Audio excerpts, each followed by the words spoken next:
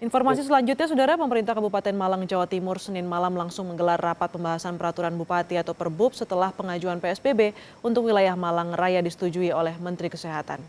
Pemerintah Kabupaten Malang beserta 2 daerah lainnya di Malang Raya menyebut PSBB akan efektif menekan penyebaran COVID-19. Setelah pengajuan PSBB disetujui Menteri Kesehatan, 3 daerah di wilayah Malang Raya langsung menggelar rapat koordinasi di masing-masing wilayahnya. Di Kabupaten Malang, fokus utamanya pada penyekatan jalur perbatasan dengan menambah sejumlah titik pemeriksaan dari yang sudah ada sebelumnya. Selain membahas pengetatan jalur perbatasan, rapat juga membahas persiapan anggaran serta isolasi secara masif terhadap warga yang positif terjangkit COVID-19. Hasil rapat akan diteruskan kepada Gubernur Jatim sebelum nantinya PSBB diberlakukan secara bersamaan oleh 3 daerah di Malang Raya, yakni Kabupaten Malang, Kota Malang, dan Kota Batu. Ini masalah waktu, ini kan masih nunggu keputusan Gubernur. Pergubnya belum turun dan ini masih kita bicarakan dengan 3 kepala daerah yang efektif itu berapa hari. Yang jelas Kabupaten Malang karena daerahnya luas itu perlu persiapan yang agak panjang. Penyekatan jalur perbatasan menurut rencana akan dilakukan di beberapa titik, di antaranya di lawang perbatasan Kabupaten Pasuruan, lalu pintu keluar masuk Tol Malang Pandaan, sumber pucung perbatasan Kabupaten Blitar, Ampel Gading perbatasan Lumajang, serta Sendang Biru khusus memantau keluar masuk lalu lintas dari jalur laut. Seluruh kendaraan dari luar kota yang masuk ke wilayah Kabupaten Malang juga akan dilakukan pemeriksaan identitas serta cek kesehatan. Intinya akan diperketat benar-benar seluruh lalu lintas orang yang keluar masuk dari ataupun luar dari wilayah Malang Raya. Ya. Karena cara yang paling efektif sampai saat ini kita temukan yaitu kita laksanakan penanganan warga-warga yang sudah dinyatakan positif dengan optimal, kemudian kita sekat agar tidak ada lagi penambahan dengan memastikan dari luar tidak ada lagi carrier yang nanti membawa virus corona itu dalam wilayah seluruh Malang Raya. Terkait dampak ekonomi dari pemberlakuan PSBB di Kota Malang, Pemkot memindahkan pasar dan memberi jarak 4 meter antar lapak agar tidak terjadi kerumunan. Ini jadi upaya agar ekonomi warga tidak terpuruk di masa pandemi ini. Tim Liputan, Kompas TV. Apa saja persiapan yang sudah dilakukan jelang penerapan PSBB di Malang Raya? Saat ini kita sudah terhubung dengan Wali Kota Malang, Pak Sutiaji. Selamat siang. Assalamualaikum, Mbak Asrid. Waalaikumsalam, Pak Sutiaji.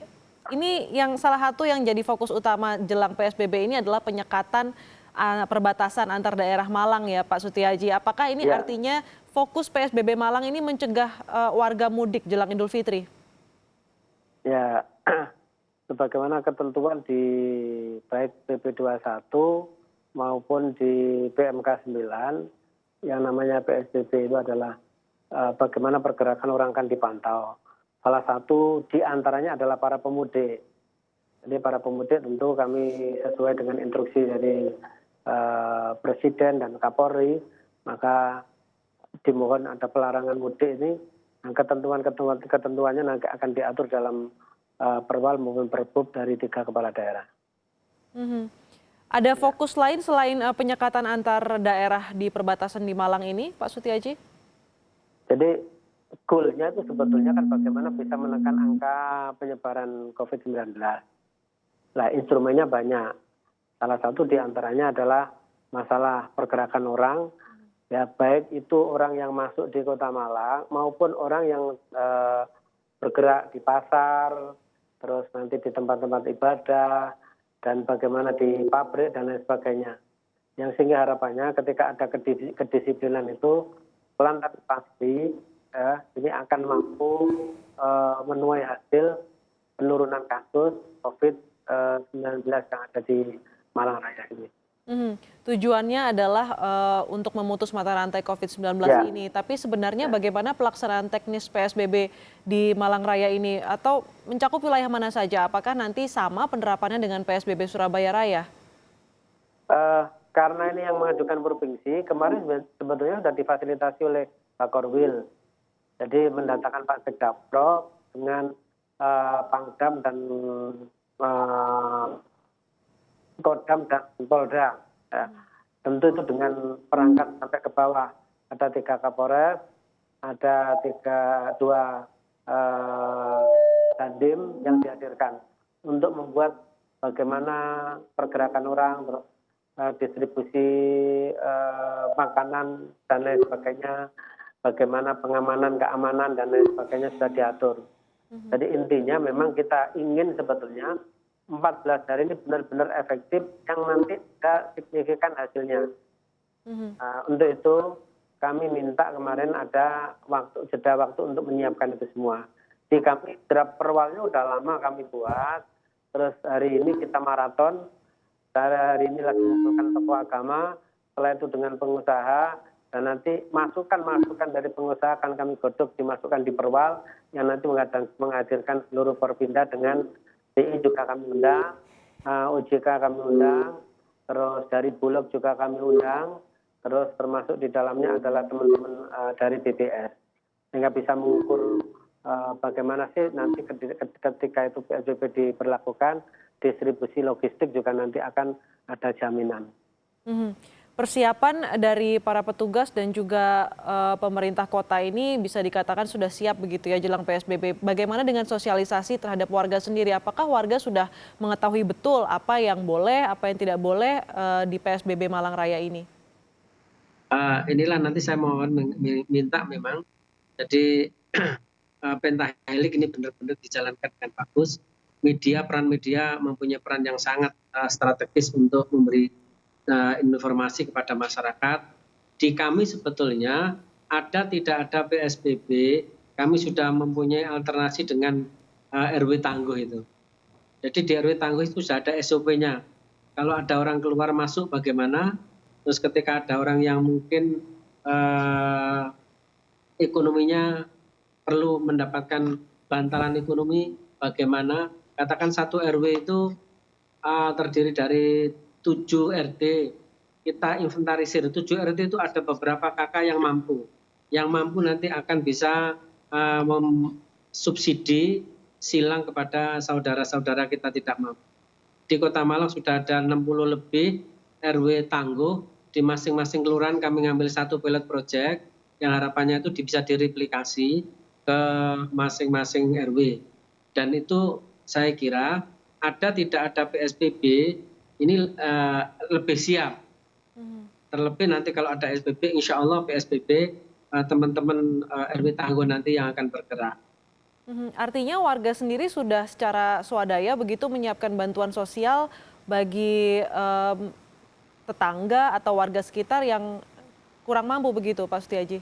Ya, jadi ada dua, baik itu dari dalam maupun dari luar. Bisa jadi nanti ada sumbangan dari luar, ini tidak boleh overlapping. Orang yang mungkin satu orang mendapatkan, kalau dari kami sudah kami verifikasi ya, tapi kadang-kadang orang yang dermawan dari luar ngasihkan, itu jangan menumpuk pada 1-2 orang. Tapi bagaimana kalau sudah dapat digeser ke yang lain. Semuanya sumbangan nanti terfokus pada lumbung pangan yang ada di RW itu. Sehingga pendistribusiannya adalah di lumbung RW itu. Jadi setiap ada sumbangan tidak kepada perorangan, tapi pada lumbung RW nanti akan mendistribusikan. Kita belajar dari daerah-daerah yang sudah melaksanakan PSBB sebelum Malang ini, apalagi terkait bantuan sosial. Bagaimana Malang ini bisa belajar dari evaluasi daerah-daerah PSBB daerah lain agar bantuan sosial ini bisa tepat sasaran, Pak Sutiaji? Insya Allah ya, di kami selain ada si Bansos, aplikasi yang insya Allah sudah hari ini kami launching dan setiap orang bisa daftar, distribusinya nanti jelas, sumbangan dari mana, tentu kami harus belajar dari daerah-daerah yang terdekat di Surabaya Raya. Sehingga tentu itu tidak mungkin itu bisa kami tarik secara instan, tapi kami akan lakukan studi tiru itu ya, dan kearifan lokal yang di kami nanti akan kita gabung. Kami juga sudah berkoordinasi dengan para APTISI, Asosiasi Perguruan Tinggi Swasta dan Negeri, untuk mempunyai tanggung jawab. Jadi satu perguruan tinggi ini mengawasi beberapa kelurahan. Satu perguruan tinggi ini mengawasi beberapa RW.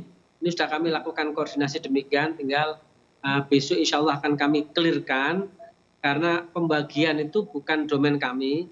Kemarin saya serahkan PTN dan PTS dan forum rektor untuk membuat atau untuk mendistribusi kewilayahan dan otoritasnya.